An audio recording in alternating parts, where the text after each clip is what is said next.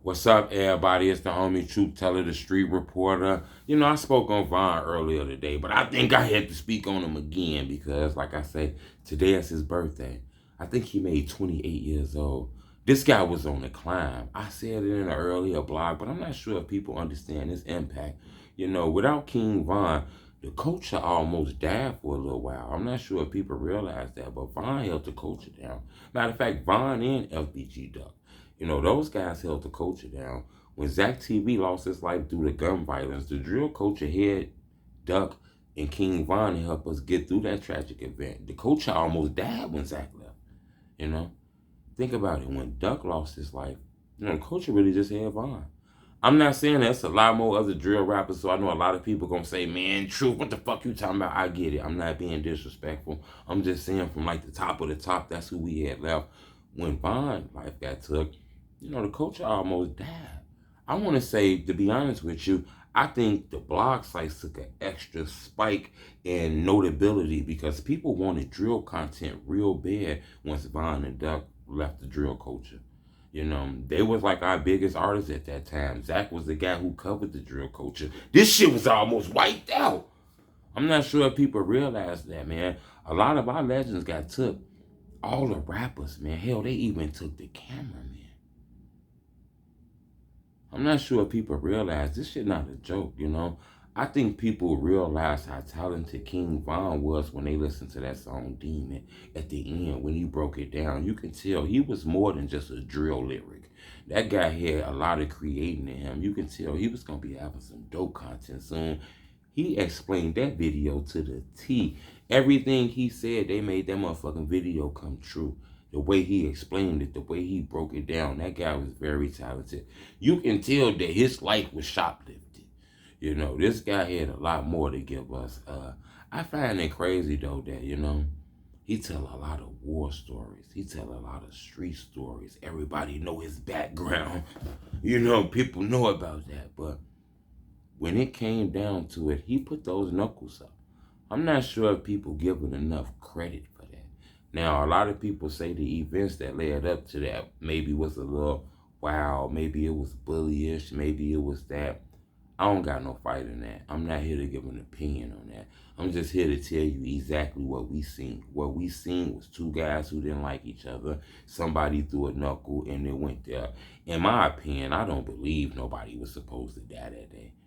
I think that shit got out of hand. That was a fist fight between two rappers. That shit should have just ended up on TMZ, not in nobody emergency room. That's just in my opinion, you know.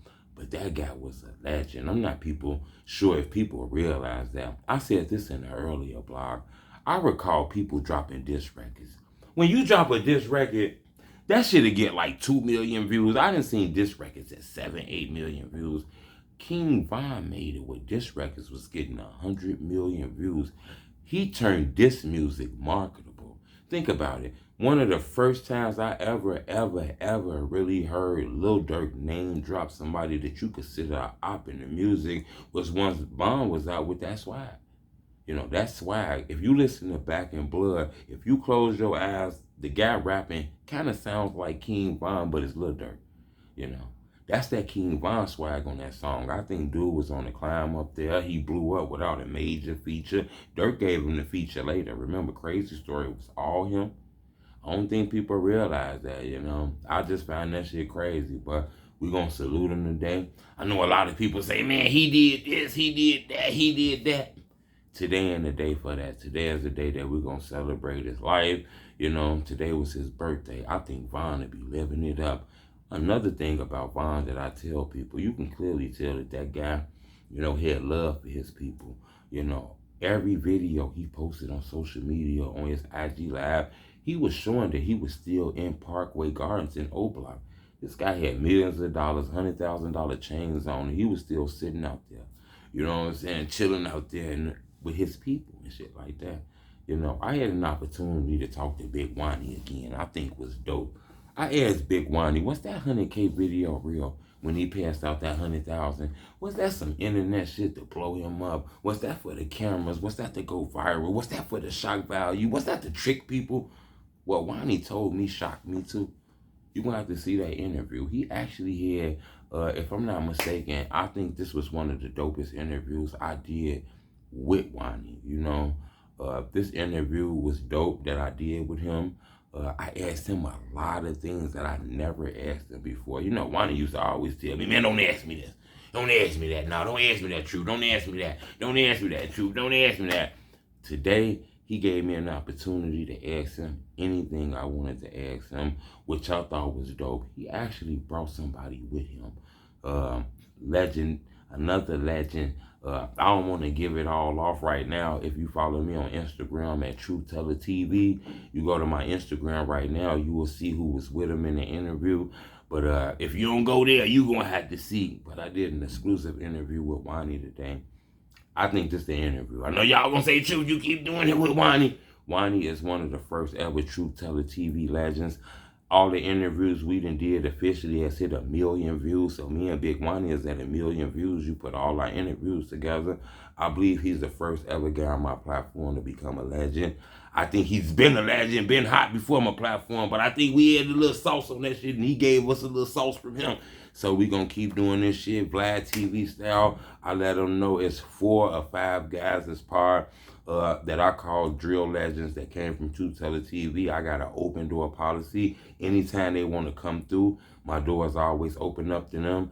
You know, I told Big One, he was recently in jail.